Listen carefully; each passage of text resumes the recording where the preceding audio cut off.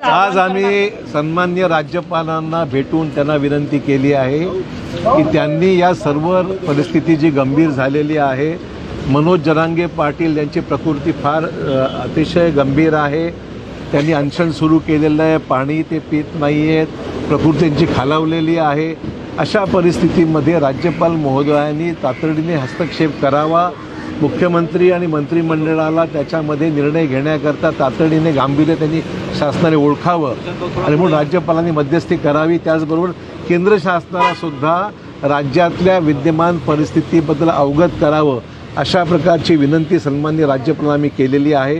आज सुप्रीम कोर्टाने जी 50% मर्यादा घालून दिलेली आहे, हा सर्वात महत्त्वाचा प्रश्न आहे आणि जोपर्यंत ही आरक्षणाची मर्यादा केंद्र सरकार याच्यामध्ये लक्ष घालून काही निर्णय घेत नाही आहे, तोपर्यंत आरक्षण देण्यासंदर्भामध्ये याचा मार्ग कसा काढायचा हे मुख्यमंत्र्यांनी सरकारची भूमिका स्पष्ट करावी।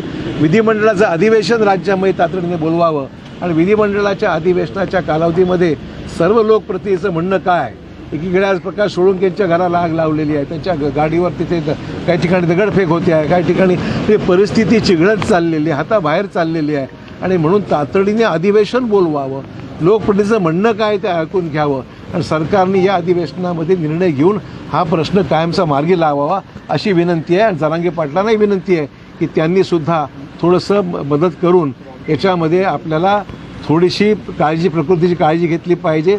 आम्हा सर्वांना त्यांची गरज आहे, महाराष्ट्र त्यांच्याकडे पाहतो आहे आणि मग जरांगे पाटलांना विनंती आहे की त्यांनी आमची विनंतीला मान देऊन त्यांनी अनशन सोडवावं अशी विनंती आमची। दिवस ढासळते आहे, दुसऱ्या बाजूला राज्य सरकारच्या फक्त बैठका चालू आहेत, कसं वाटतं? खरं तर या राज्य सरकारवर जनतेचा आणि मराठा समाजाचा कोणताही विश्वास राहिलेला नाही। हे राज्य सरकार मराठा समाजाची दिशाभूल करतंय, आरक्षण देऊ वेगवेगळ्या प्रकारच्या मुदती मागतंय, परंतु या मुदतीत एक पाऊल सुद्धा हे सरकार पुढे जात नाही आणि हे सरकार आत्ताचं सरकार वेळ काढूपणा करतंय। वेळ काढूपणा करत असताना आताच्या सरकारमधल्या उपमुख्यमंत्र्याला ब्राह्मण जात आठवते, म्हणजे बाकीच्या जातीच्या विषयी सुद्धा वेगळ्या पद्धतीची भाषणं केली जातात आणि म्हणून खऱ्या अर्थानं मराठा समाजाला आरक्षण देण्याविषयी हे सरकार संवेदनशील नाही आणि संवेदनशील नसल्यामुळे मराठा समाजामध्ये तीव्र प्रतिक्रिया उमटत आहे।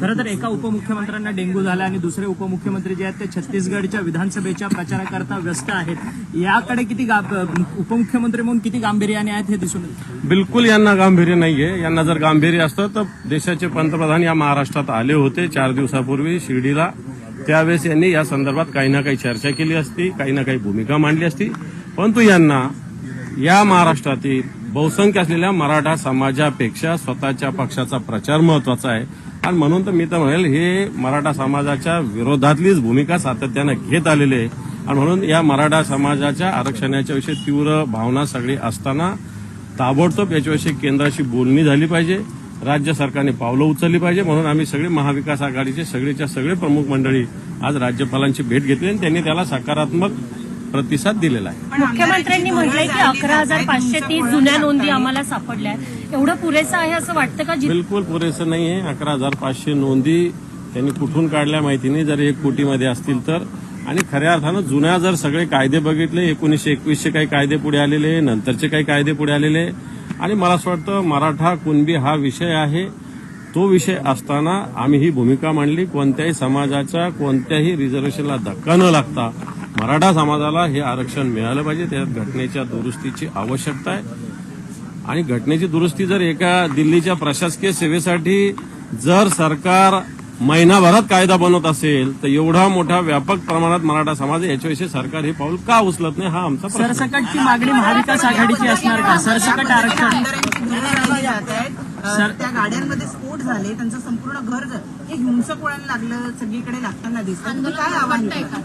हे खरं तर हे आंदोलन शांततेत झालं पाहिजे, परंतु आताच्या घडीला मराठा तरुणांची मानसिकता ही सुद्धा सगळ्यांनी समजून घेतली पाहिजे, कारण आरक्षण का लागतंय ही सगळी मानसिकता मराठा समाजातील तरुणांची आताच्या घडीला मला वाटतं त्यांची एकाग्रता ढळलेली, परंतु त्याला कारण आताचे जे सत्ताधारी, आता जे सरकार आहे ते त्याच्याकडे कमालीचं दुर्लक्ष करतं, म्हणून हे पावलं उचलले जात असावे। सरसकट आरक्षण मिळावं अशी